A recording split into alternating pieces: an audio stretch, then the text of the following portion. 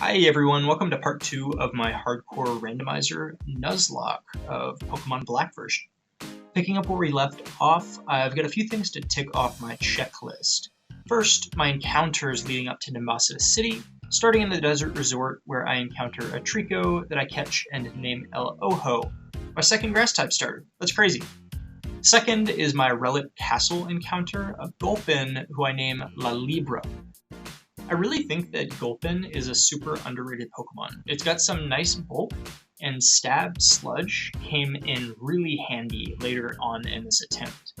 My final encounter before entering Nimbasa City is my fossil Pokemon Revival, who ends up being an Igglybuff that I name La Pelota. As I enter Nimbasa City, I'm kindly greeted by these dudes wearing loincloths again. I honestly didn't realize this fight was coming, but I didn't have any issue with it because Bonsly was able to just sweep with a combination of low kick and rock throw. They run away, and naturally I follow them to another battle that I wasn't expecting. If you thought I was going to use a guide, you were sorely mistaken. Me and the self-proclaimed King of Plasma go on a little date on the Ferris wheel. He was definitely trying to impress me here, and for sure has a crush on me. Also, what's the Rubik's Cube thing on his pants? N decides that he needs to show off to his loincloth-wearing friends, so he sends out his Sandile, and I send out El Cultivo the Bonsly.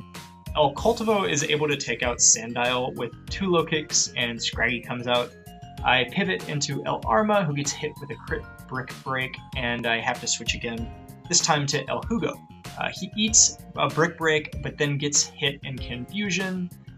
Battle's not really going my way. I switch into Grottle, and 2 Razor Leaves are able to take Scraggy down, but Darumaka comes in, so I have to switch into La Sinna, who takes over half health from a Fire Punch. La Muerta comes in, but a Fire Punch does, again, nearly half. Against my better judgment, I try to disable the Fire Punch because it's the only one of Darumaka's moves that can actually hit me. I somehow go unpunished with the dodge and am able to slowly take it down. N's final Pokemon is Sigilif. I get Whirlwinded after a Shadow Sneak into La Sinna and use Yawn. This allows me to pivot into Bonsly on the sleep and defeat N with Rock Throws. That was an unnecessarily tough fight that probably would have been way easier if I looked at his team in advance, but that's not how I roll. At this point, I want some encounters, so I try to make my way east of the city, but Bianca drags me to the musical building against my will. I dress up Bonsly to look like a little movie star and try to move on from that dump as quickly as possible. Another cutscene later, and I'm finally free to catch my next encounters. On Route 5, I catch a Farfetch'd named El Pajero. Kinda worthless, but he can keep the PC warm while the real team members do battle. On my way to my next encounter, I run into cyclist Krissa. Krissa has a Ducklet and a Liepard. Nothing crazy. I take out the Ducklet with a Rock Throw, but Bonsly gets a little too low for comfort, so I decide to switch to my trusty El Hugo. Unlucky for me, this Liepard knows Pursuit, which is a priority move when the enemy switches. So there goes Bonsly. But, wait, why is it still a Bonsly? Shouldn't it have evolved by now into Sudowoodo? Well, me being the genius that I am, earlier in this attempt when I leveled Bonsly to level 17, I was given the option to teach it Mimic, which is literally the only prerequisite it needs to evolve. I thought, oh, I'm never going to use Mimic. Why would I teach it to Bonsly? But that stat boost honestly would have made the difference in El Cultivo living here. So, there's my second death. My final 2 encounters before Elisa are Finneon on Route 16, which I named El Traje, and a Delcatty that I named La Hebra and found in the Lost Lorn Forest. With all my encounters, now is time to formulate a plan for Elisa. I decide that plan should be centered around the newly evolved Swalot and Wigglytuff, who I was able to evolve from Igglybuff through friendship after a painfully long time of cycling up and down the Sky Arrow Bridge by Castilia City.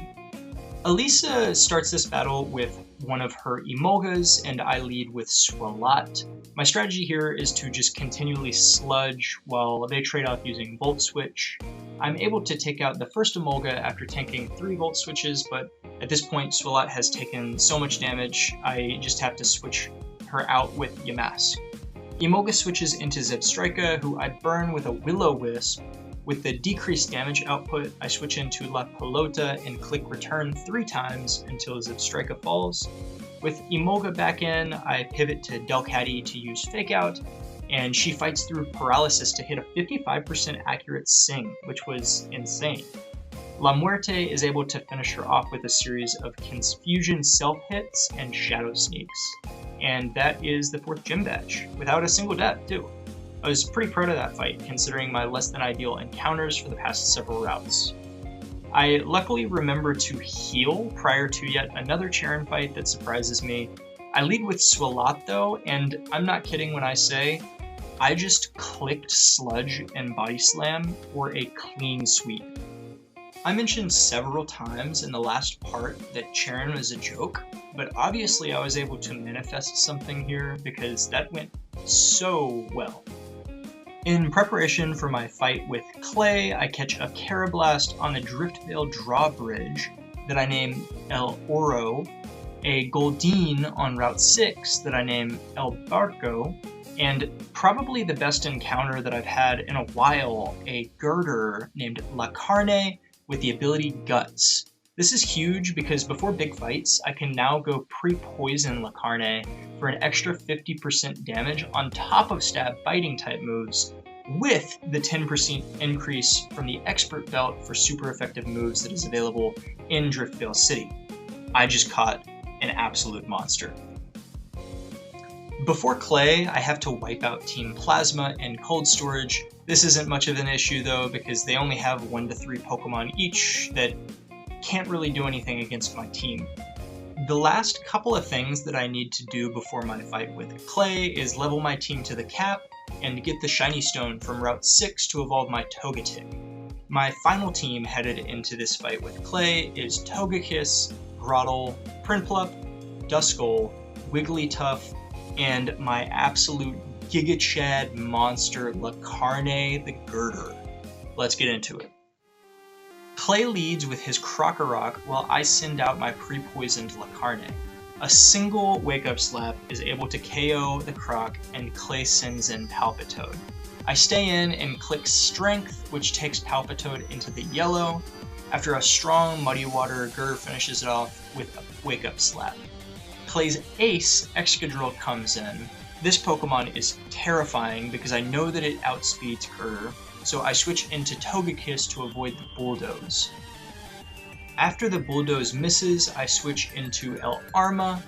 His Rock Slide does nearly half, and I'm able to get off a Bubble Beam, but his Hone Claws boosted Rock Slide is enough to kill Prinplup. Rest in peace, El Arma. I bring in La Pelota to try to get off a Sweet Kiss, but his Slash crits and Wigglytuff goes down. This is getting a little scary. I bring in La Muerte for the Confuse Ray, and it survives a Rock Slide, so I switch into Grotle while the Excadrill hits itself in Confusion. Clay uses his Hyper Potion, and I respond with a Razor Leaf. I decide to click Razor Leaf again while his Rock Slide does nearly half damage, and somehow El Caballo lands a crit and takes out Clay's final team member.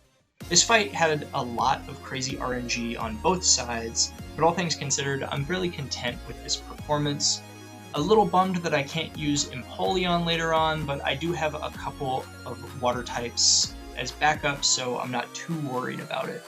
With the 5th gym badge under my belt, I bury my fallen soldiers.